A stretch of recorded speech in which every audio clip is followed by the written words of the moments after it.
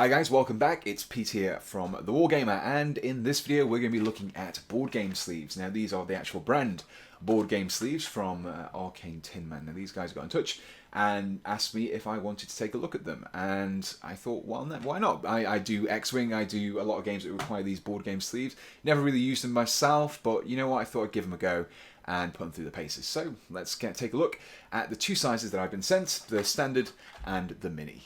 So here we have two of the sizes that are available in these board game sleeves. We have the minis and the standards. Now both of these contain 50 sleeves each. Now before we look inside, let's first of all look at the boxes themselves. Now both of them have these little spaces so you can write down the contents of what's inside of these boxes. And actually the boxes themselves are quite sturdy. They're a little bit more sturdy than probably regular cardboard box packaging, so they probably work quite well for storing your cards. If you lift up the flap, you can see it's a resealable flap, so you can quite easily open and close and keep items safe in there. And also you've got a space at the bottom here for writing down the contents again. Now on the tops we can see the sizes of these cards. The minis are 41 by 63mm and the standard are 63 by 88mm. So let's open one of these up. Let's take a look at the sleeves themselves. Now the first thing you'll notice is that they are they look ever so slightly frosted, but from a distance they are, but if you actually stick something close up you can see that effect is lost. So when the card's inside you can still see everything nice and clearly. There's no coloration to this either. Some of these card sleeves have a slightly blue or greenish tinge to them which can slightly discolour your cards, but no, this one's fine. It's very much maintaining the same colour through there. The same goes for these larger sleeves as well. You can see again, no coloration. Everything can be seen through quite clearly close up, but not from a distance. And yeah, that's pretty much the card sleeve themselves. So let's get some cards and see what they look like inside of these. So here we have a selection of cards that fit into these sleeves. And first of all, we have the mini sleeves at the top here, and I have two upgrade cards, one from Star Wars: The Legion and one from X-Wing, and these both fit nicely into these sleeves here. You can see they've gone in quite nicely there. Not much of like a rim or any overlap at the top there, so quite a nice snug fit there. Now the rest of the cards are the largest standard size card that we have in here, and I have a selection of cards. Two more from Star Wars Fantasy Flight Games. We have X-Wing ship card there, and also a Star Wars Legion command card. Now all of the cards I found in Legion and X-Wing will be fitted either into the standard size or the mini sleeve as well, so they're quite useful. So for other non-Fantasy Flight games, we have one of the cards here from Shadespire, one of Games Workshop's games. The cards fit nicely into the standard size. We have quite clearly here a Pokemon card that fits nicely in there as well. And also what I'm quite surprised by is the fact that we have a bolt action tank reference card, which also fits quite nicely into these sleeves as well. Now this is a newer thing for bolt action. A lot of these tanks have these little reference cards that you can keep for your units, so you don't have to keep on looking through the rulebook. So there's quite a nice little way of protecting them, keeping them safe there. So yeah, that's pretty much just a selection. There's probably a lot more here that will fit into these cards. I think this is pretty much, like I said, a standard size. So many board games have cards which will fit into this scale. Now, one of the things that's advertised about these cards is the fact that they have a glare reduction on them. Now, I've got quite a strong light underneath here. You can see it's quite bright indeed. And these are actually holding up quite well. There's a little bit of glare there from the light, but this is pretty much a situation.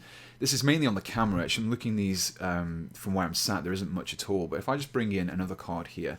So this is, so you can see there's a lot more reflection there compared to one of these cards. So if I just hold that up, so there's a little bit there, but you kind of just right under reflection. But this one is, you can see there's a lot more there. I can move that around a lot more easily. So yeah, it does have some degree of glare reduction there. I wouldn't say it's completely removes the glare, but there is some slight degree of it there. So that's pretty much, it's just quite a nice little feature, not a deal breaker. Now, one of the things which these cards is probably intended for use more than anything else is the fact that it protects your cards. So let's try these out and see how they stand up to general wear and tear.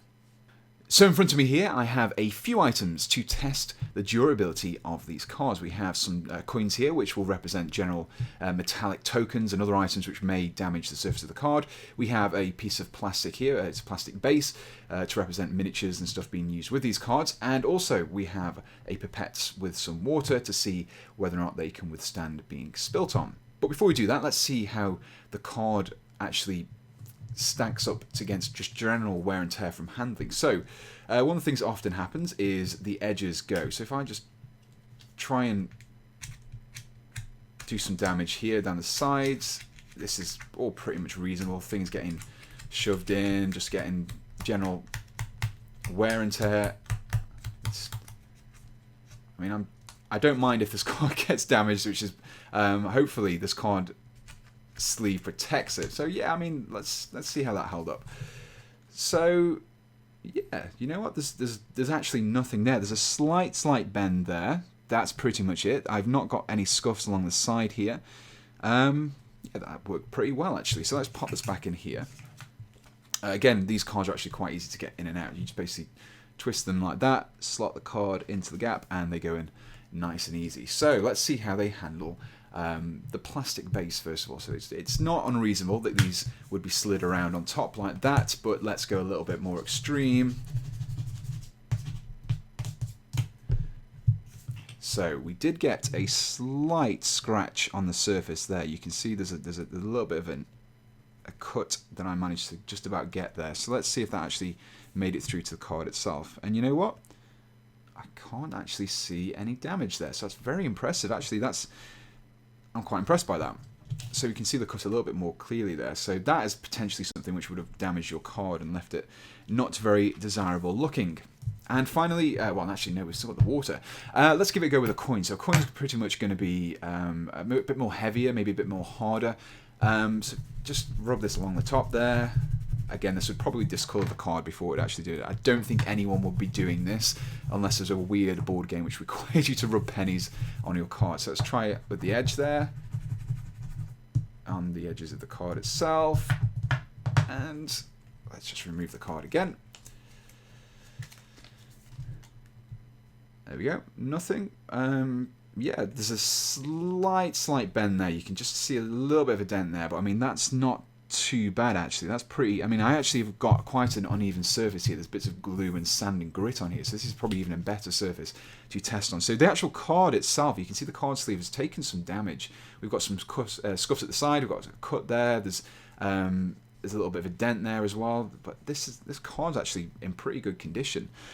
So yeah, finally, let's try the water. Now, potentially someone's having a drink and they spill it and you get water across the card. Now, I'm going to be purposely avoiding going up here because I know that if the card gets to the top there, it's going to go in. But let's just push a little bit of water up there. Let's just see if it wicks in.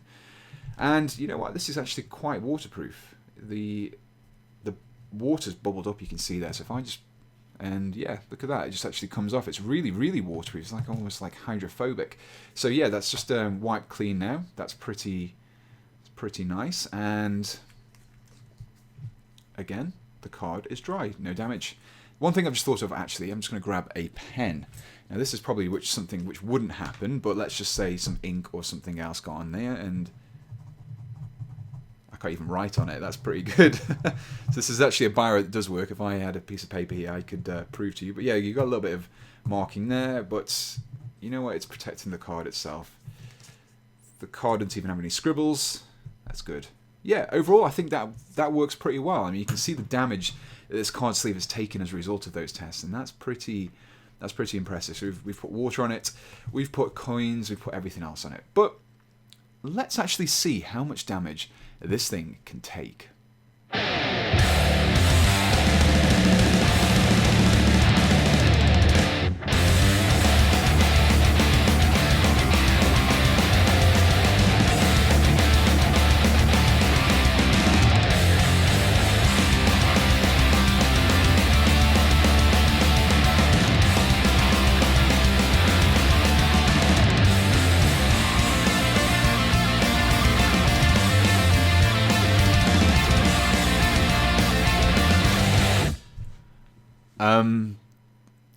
Yeah, that might have been a little bit too extreme. And so that concludes this look at board game sleeves. And you know what? You can definitely colour me impressed. These things are very, very durable. I mean, I know I went a little bit extreme there, but you know what? They really did handle well. the general wear and tear, the scuffs, the writing, the water, the bases and the coins, everything, it actually came out really nice. The card was protected, the card sleeve took a bit of damage, but yeah, I mean, I did mention at the beginning of this video, I wasn't really expecting much. I kind of expected card sleeves to just be those flimsy plastic wallets you used to get at school to put in ring binders and things, and they get a scuff, they'd fall apart, the damage what was inside. They didn't protect anything. I genuinely thought that these kind of card sleeves would just be a smaller version of that, and were a little bit of a waste of time and money. But you know what? I've changed my mind on the subject. I mean, I don't know if other card sleeves are like that, but these are definitely going to be protecting some of my cards from my X-Wing and games where I know the cards are going to get handled a lot more. So, yeah, if you're interested in picking up a set of these, I don't have a direct link for them. They're available from loads of different places. They're also available from the same manufacturer as, I think, Dragon Shields as well. Arcane Tinmen also do the Dragon Shields. So if you see them or these board game sleeves, then, yeah, definitely pick them up. But for the sake of, I think they're about £3 for the standard sets, £2.50 for the mini sleeves. So you're looking about 5 to 6 pence per card. I mean, that really is nothing for protecting your card, because it's not just that. The card itself is probably worth more than 5 or 6 pence. So if you were to buy a card and keep it nice and pristine, you could sell it, and you can even reuse the card sleeves as well. They don't just bespoke and sealed for each item. So yeah. Yeah, if you enjoyed this video, if you enjoyed this kind of in-depth look at card sleeves, do let me know in the comments below. And also make sure you subscribe for my future videos. So until next time, thanks for watching, and goodbye.